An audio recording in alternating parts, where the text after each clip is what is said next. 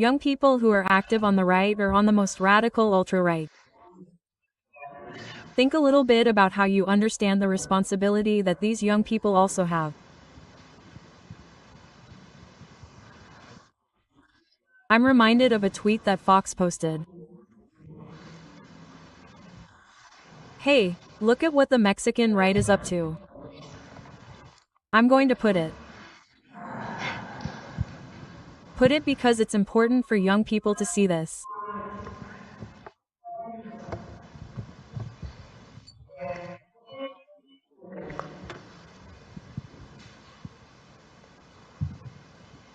A former president of Mexico telling lies, inventing that President López Obrador flies all week, as he says. Let's see.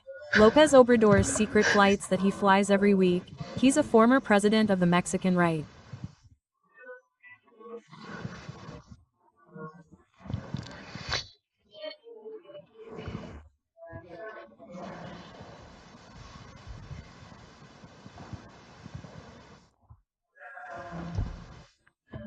So he makes a post on X. It's no longer a tweet on X, inventing.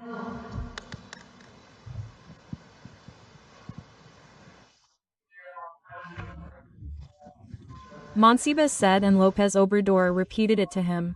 What's that phrase? What's Monsibus' phrase? Hypocrisy.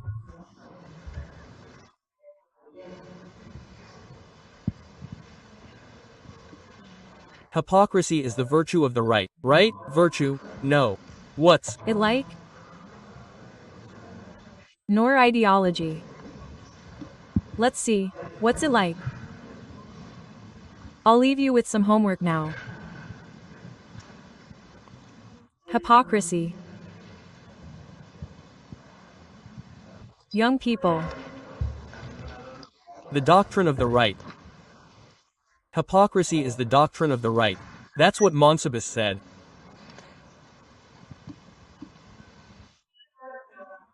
This vision we have of higher secondary education has to do with the recognition of young people in their environment.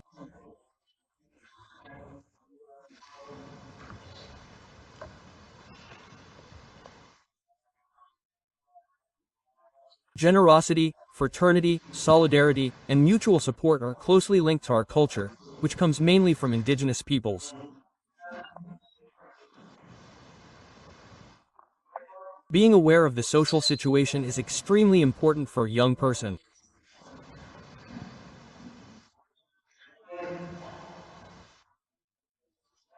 Of course, young people have a desire to improve themselves personally, but they can never do so by crushing others. They can never be above others.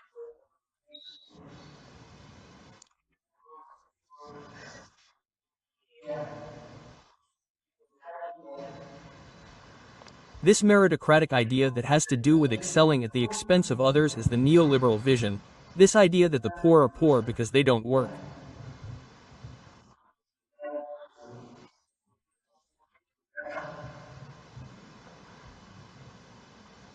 All of that is what has been changing in Mexico. The fraternal solidarity vision of society and of Mexicans is being recovered. And that is what we want to continue. Of course, I repeat, individual effort, self-recognition, and working every day are essential, but it is very, very important to give a hand to those who have fallen behind. That's what the fourth transformation and Mexican humanism are based on.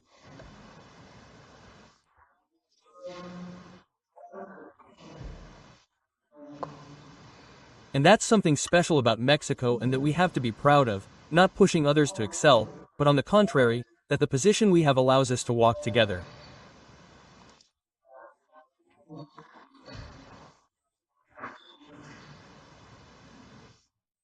That's a vision that is happening today in Mexico and that has given our people a lot of dignity.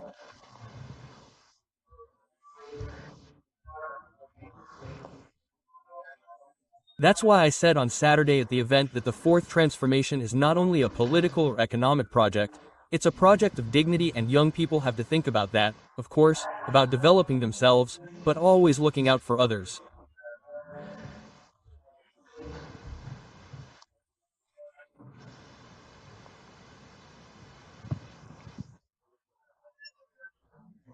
Madam President, in this same vein from the far-right youth, I've heard a new concept from the new right wing. Well, it has to do with cultural battle or war. It's handled by several of the new ideas that they bring in the new narrative line that many of them bring. This is the same thing that we have to do with the battle or cultural war that has to do with, instead of making a new proposal in economic matters or criticizing public policy, we should instead start talking about much more social issues. We saw, for example, much stronger criticism from the neo-right about the celebration of the 700th anniversary a couple of days ago of the founding of Dihuacan, Tenochtitlan, excuse me. And this same thing has been repeated, perhaps another platform to fight in terms of acquired rights, minorities, etc. I would like to ask the leader of the left in the country, the President of Mexico, what does this new concept of the cultural battle that they bring mean to her? Well, we would have to see in what context it is happening, right?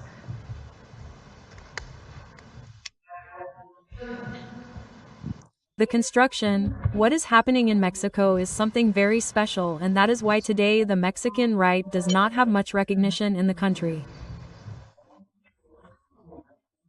First, because of the 36 years of neoliberalism and where they have led us.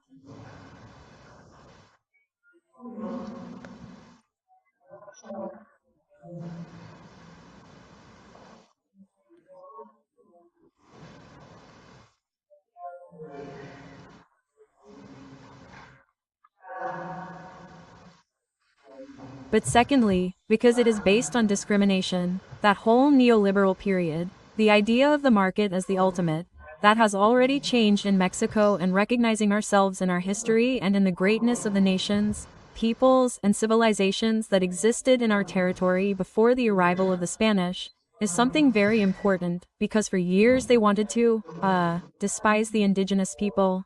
And with this it is quite the opposite. It is the recognition and national pride of where we come from.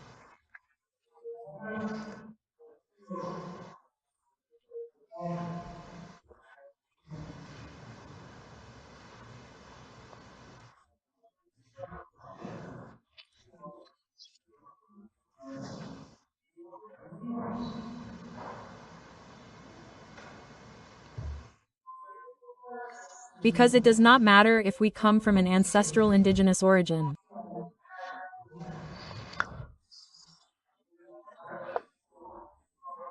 If we arrived in Mexico and became Mexicans 10 years ago, we all have the responsibility to recognize the greatness of the native peoples, then and now, because that is where we come from as Mexicans.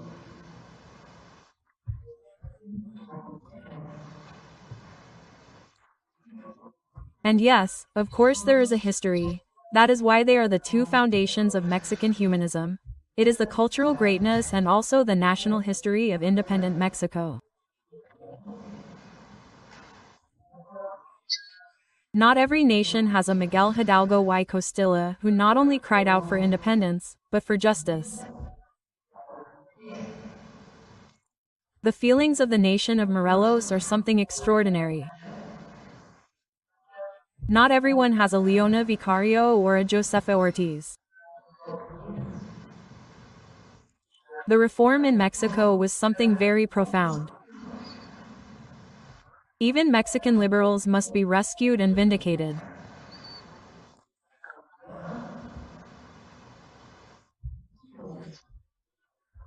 The revolution, that is what should make us feel proud. And of course we are open to the world and we have to look to places where they have great experiences. But national pride and pride in where we come from is something we have to continue recognizing. And that is what the right cannot do, because the right does not claim Juarez.